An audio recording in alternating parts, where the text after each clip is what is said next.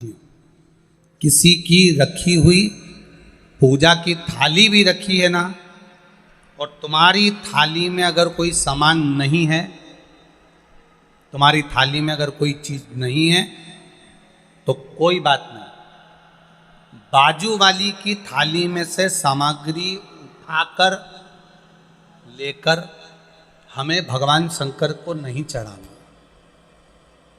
समझना जरा इस बात को। हमको वो सामग्री बाजू वाली की थाली में से लेकर नहीं चढ़ाना, हमें बाजू वाली की थाली में से लेकर उसको समर्पित नहीं करना। हमें भगवत भजन में, हमें भगवान की भक्ति में, अभी अविरल भक्ति में जो हमारे पास में है, जो हमारे पास में विराजमान, जो हमारे पास में है, हमें बस वही जो हमारे नज़दीक में हो, जो हमारी थाली में रखा हो, जो हमारे पास में हो, जो हमारे थाली में रखा हुआ है, वो हमें देवाधिदेव महादेव को समर्पित करना है। जो हमारे पास में, शिव महापुराण की कथा कर रही है, पास वाली थाली में कोई वस्तु रखी, आप पीपल के वृक्ष की पूजन करने गए हो, आप तुलसी के पौधे की पूजन करने के लिए गए हो, आप बट वृक्ष की पूजन करने के लिए गए हो, आप आंवले की पूजन करने के लिए गए हो, या आप कोई भी पूजन करने के लिए गए हो, बाजू वाले की थाली में बहुत सारी सामग्री और आपकी थाली में कम है।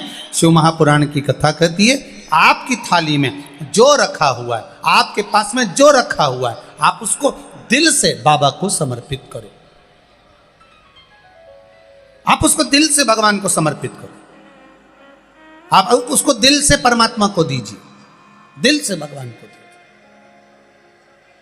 ये नहीं कि हमने पड़ोसी की थाली में से उठाकर फिर उसको चढ़ाना चालू कर दिया। ना ना ना ना।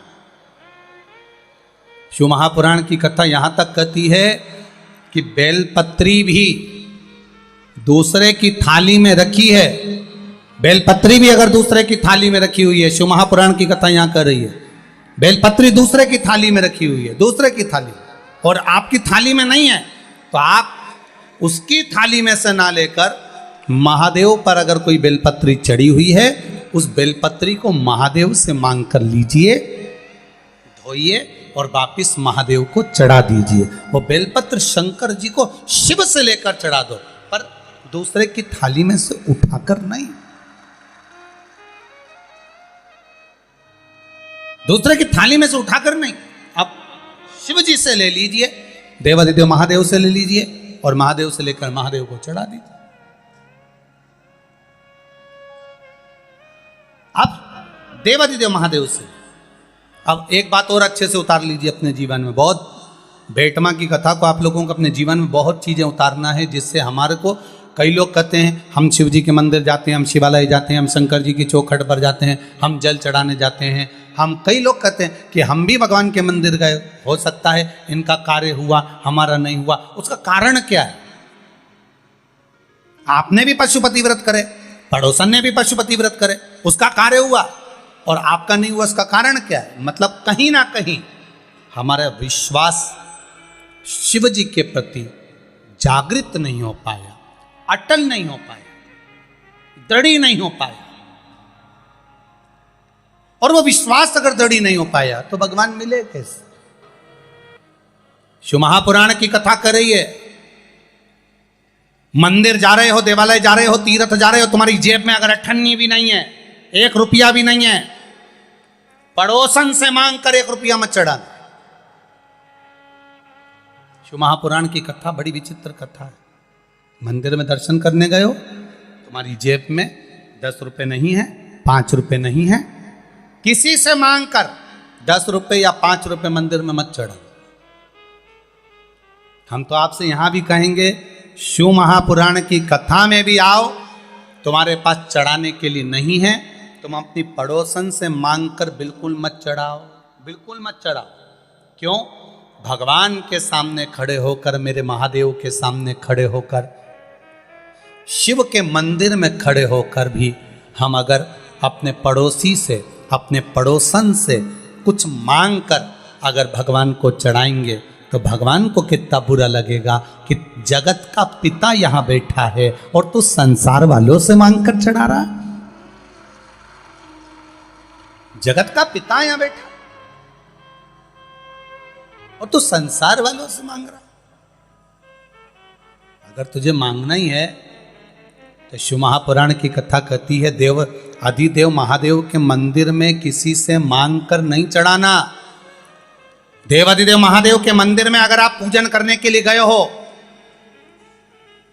भगवान शिव के मंदिर में अगर पूजन करने गए हो, तुम्हारी थाली में अगर कोई सामग्री कम भी है चलेगी, पर पड़ोसन की थाली में से उठाकर मत चढ़ाना। शंकर जी कहते हैं फूल नहीं है मुझसे ले लो, बेलपत्र नहीं है मुझसे ले लो, धतूरा नहीं है मुझसे ले लो। शंकर जी कहते हैं मेरे ऊपर चढ़ी हुई सामग्री तुम वापिस धोकर मुझे चढ़ा दो, पर किसी से मांग कर मत चढ़ाना, क्योंकि मैं दूंगा तो ज्यादा दूंगा। अब आप प्रैक्टिकल कर देखो। अब एक प्रैक्टिकल करिएगा आप। पड़ोसन की थाली में से जो जो सामान उसने थाली में रखा, जो जो सामान रखा, उसका नरियल, उसकी अगरबत्ती, उसका दिया, सब तुम उठा के भगवान पे चढ़ाया हो। एक बार प्रैक्टिकल करके देखना हो। अब पड़ोसन का मुंह देखना। फिर तुमने तो उसकी थाली में से उठाकर चढ़ा दिया, अब उसका मुंह देखो तुम जरा जोरदार। अभी तक तो वो ब्रह्म कुमारी थी, थोड़ी देर में चंद्र घंटा बनने में उसको देरी नहीं लगेगी। थोड़ी देर चढ़ा दिया तुमने तो महादेव। अब पड़ोसन को ये लगना चाहिए कि मैंने नहीं चढ़ाया तो इसने चढ़ा दिया, उसमें क्या दिक्कत है। पर नहीं, उसका मुंह फूल गया। मेरी थाली, मेरा सामान, मेरी पूजन की सामग्री इसने कैसे चढ़ा दी, इसने कैसे दे दिया, बुरा लग जाए। पर अब शिव जी के पास में बेलपत्र चढ़ी है, शंकर जी के पास में बेलपत्र चढ़ी है, शंकर जी के पास में धतूरा चढ़ा है। शिव जी से बेलपत्र मांगा तुमने, शंकर जी से बेलपत्र लिया तुमने, और वही बेलपत्र देवादिदेव महादेव का लेकर तुमने शंकर जी को चढ़ा दिया। शंकर जी को बुरा नहीं लगा, शंकर जी प्रसन्न हुए हैं। क्यों? शंकर जी ये जानते हैं बहू सास से कुछ मांगे तो अच्छी लगती है, बहू पड़ोसन से कुछ मांगे तो अच्छी लगती है क्या? अरे बोलो तो रही बेटमा की जीजिए। तुम्हारे घर की बहू, तुम्हारे घर की बहू, तुम्हारे यहाँ कोई मिलने आए अड़ोसन पड़ोसन, उससे कह दे मम्मी तुम, काकी जी हमको ला दोगी क्या, काकी जी हमारे यहाँ तुम अचार ला दोगी क्या, काकी जी तुम ये सामान ला दोगी क्या, तो सास को बुरा नहीं लगेगा? सास का नाम लिया तो लाइट भी आई गई।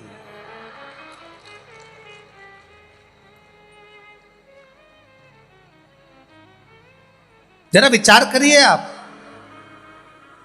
थोड़ा स्मरण करिएगा। घर की बहू, घर के बच्चे, घर के बेटा बेटी अपने घर के लोगों से मांगेंगे, माता पिता से, सास ससुर से, वृद्ध से, बुजुर्ग से मांगे, अच्छा लगेगा। पर वही पड़ोसी से मांग रहे हैं, दूसरे से मांग रहे हैं, अच्छा नहीं लगेगा। अगर दूसरे से मांग रहे हैं तो श्रेष्ठ नहीं लगेगा। मेरा महादेव भी ऐसा ही है, मेरा देव अधिदेव महादेव भी यही कह रहा है, मांगना है मुझसे मांगो, मुझसे। दूसरे देंगे तो तेरा पेट नहीं भराएगा, दूसरा अगर देगा तो तेरा पेट नहीं भराएगा। देवाधिदेव महादेव कहते हैं अगर गोरापति शिव शंकर औघड़ी अगर देगा तो आधा चावल के दाने से जब वो संसार का पेट भर सकता है, त्रिशूल को मात्र हिलाने से पूरे ब्रह्मांड को हिला सकता है, तो शिव की कथा कर रही है केवल उसकी दृष्टि पड़ते से ही तेरे पूरे कुटुंब का पेट भरा सकता है।